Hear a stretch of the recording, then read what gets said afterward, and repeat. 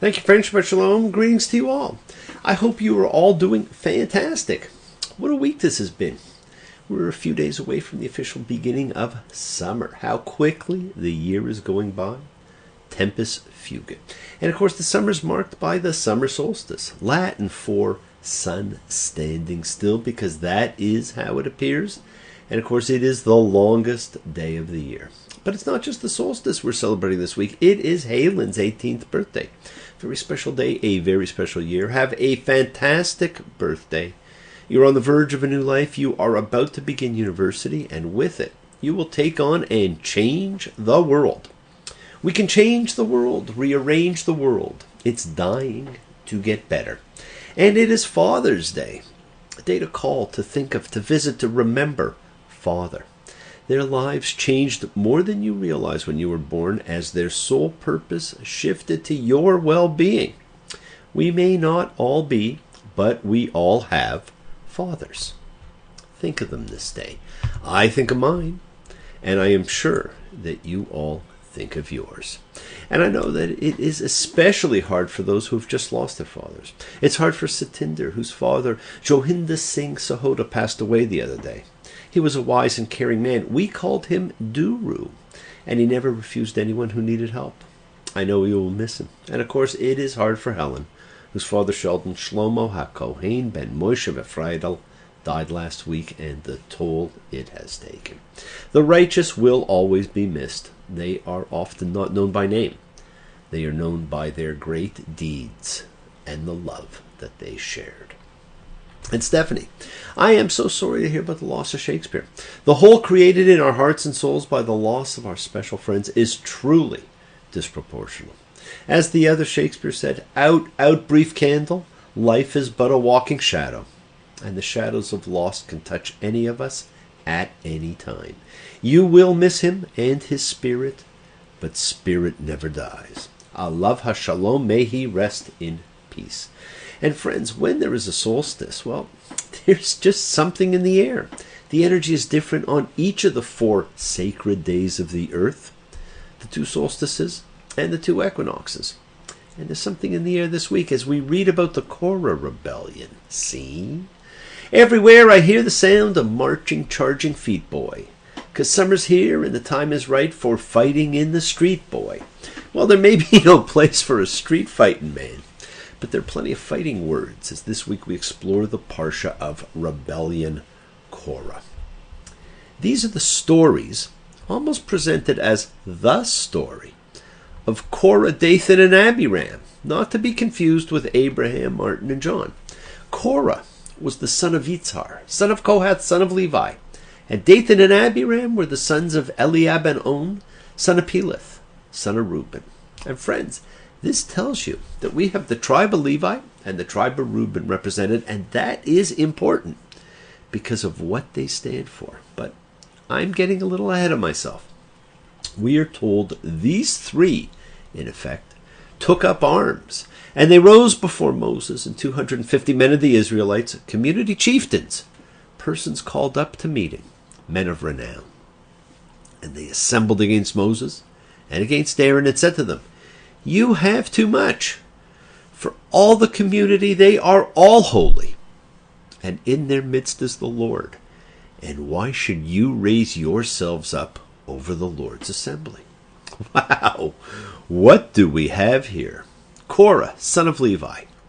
Dathan and Abiram, sons of Reuben.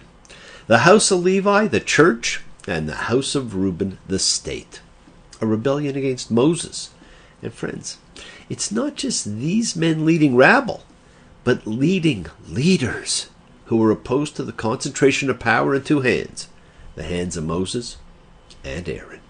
Korah, who we know so little about, other than he is Moses' cousin, becomes the archetype of the presumptuous rebel against just authority.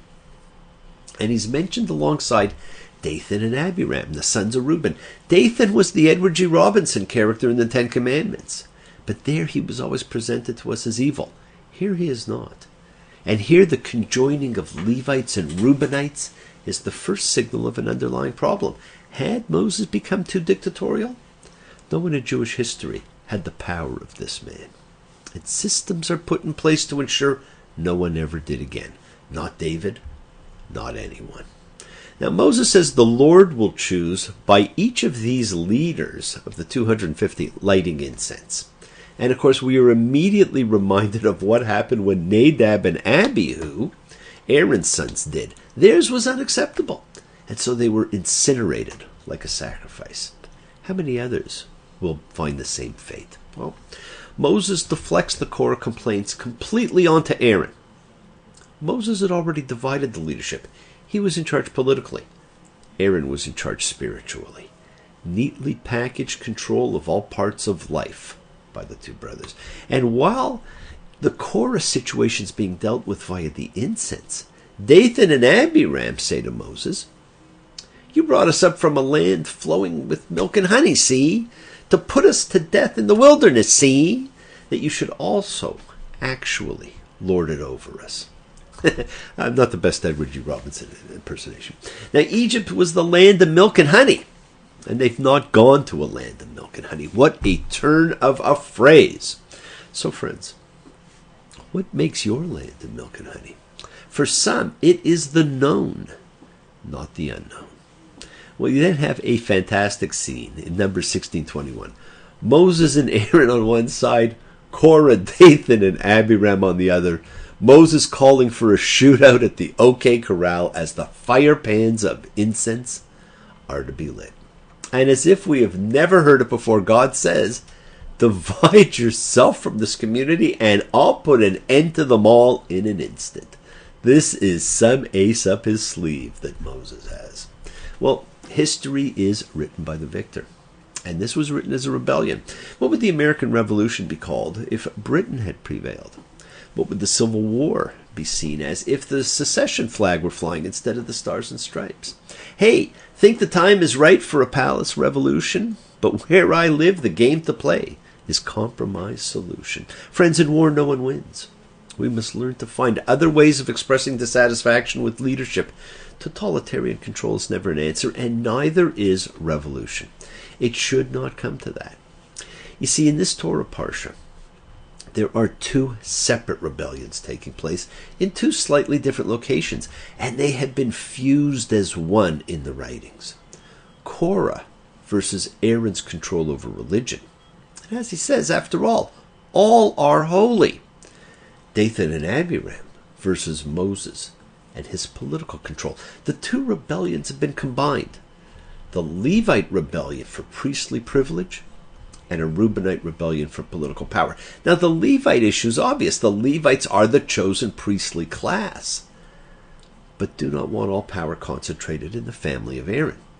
And the Reubenites, well, they were the firstborn of Jacob, and therefore they see themselves as the rightful inheritors of power. And the rebellion ends are different. At the Korah fire and incense show, and a fire had gone out from the Lord and consumed the 250 men bringing forward the incense. Just like Nadab and Abihu, taken like the sacrifice, incinerated. And in another location, at a slightly other time, we see with Dathan, Moses suggests, if a new thing the Lord should create, and the ground gapes open its mouth and swallows them and all of theirs, and they go down alive to Sheol, you will know that these men have despised the Lord. And it happened. Just as he finished speaking all these words, the ground that was under them split apart, and the earth opened its mouth and swallowed them and their households, and every human being that was Korah's and all the possessions. And they went down, they and all that was theirs, alive to Sheol, and the earth covered over them, and they perished from the midst of the assembly. Boy, Moses sure called that one. So what happens? The earth opens. It swallows Dathan's entire community and closes again. Not an earthquake, but the earth itself open and close. Something completely supernatural. What a show. And of course, Sheol was the biblical place of darkness to which all the dead go.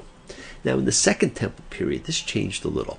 There's a separation or compartmentalization between the righteous and the wicked. And this led to the Greek concept of Hades with its combination home of the deceased. Now remember, This was all taking place after a year of sitting at the foot of the mountain of God. Then they got ready to move and sent chieftains to scout, who saw the land which was promised, a land truly flowing with milk and honey, but whose fear kept them from moving forward.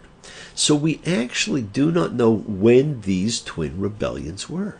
The timetable's not known. Is this after years of wandering, or is this current? It doesn't matter. Isn't this about what the episode of The Spies was about? Leadership. Who our leaders are. What our leaders are. Were Moses and Aaron not showing enough? That was Bob Dylan saying it most of the time. I can follow the path, I can read the signs, stay right with it when the road unwinds. I don't cheat on myself, I don't run and hide. Hide from the feelings that are buried inside. Friends, why do things happen? What triggers the events, and what triggers the events in your life? Genesis was the descent of the spirit of man from perfection to ego-driven, and therefore collapse. Exodus was about man's attempt to rise again, to free himself from the constraints which ego and fear create. Leviticus was a priestly consolidation of power thrown in to legitimize the priestly claim, and now Numbers, a census undone by getting what you ask for. But more importantly, it's about leadership. On the macro level, church and state. On the micro level, family and personal spirit. You see, the two different modes of destruction, consuming fire engulfing the Levites, while the Reubenites are swallowed up by the earth, is a weaving together of the two rebellions intended to suggest that political and spiritual power are inseparable. And of course, the two separate stories, one against Aaron, one against Moses, fuse together, and the struggle for control politically and spiritually has been fused ever since. The real thrust of the story is not considered justice, but spectacle admonition. Terror surges through the whole people as they witness the earth gaping, then closing, with the rebel Reubenites tumbling into the underworld. Now, God killed 14,700 of his own people that day, and resolved things via the magic blooming of Aaron's staff to determine leadership. We need to see to believe. And it will happen that the man whom I choose, his staff will flower. Well, we need symbols. We love symbols. This becomes the talisman of future leadership.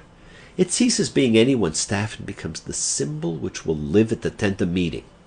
Again, we see the seeds planted. This, my friends, points to the beginning of a plan for the transference of power. The Pharaoh's crook and flail. The shepherd's crook stood for kingship, and the flail for the fertility of the land, and they have been symbols of power ever since. This whole story, like so many others in Numbers, marks out a borderline between the sacred and the profane, symbolically stressing that only the consecrated can cross into the zone of the sacred. And the Lord said to Moses, "Bring back Aaron's staff before the Ark of the Covenant as a safekeeping, as a sign for rebels, and let there be an end to their murmurings against me, and they shall not die." This phrase of God's, as a sign for rebels, will be a major one in the future. This is a fantastic piece of foreboding.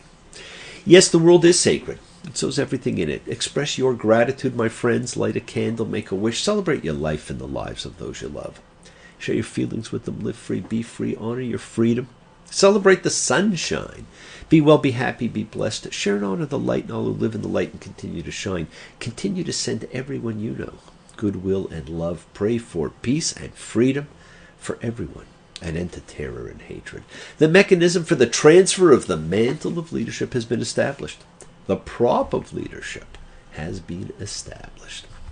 As Dave Mason saying, don't get too lost in all I say, though at the time I really felt that way, but that was then, now it's today.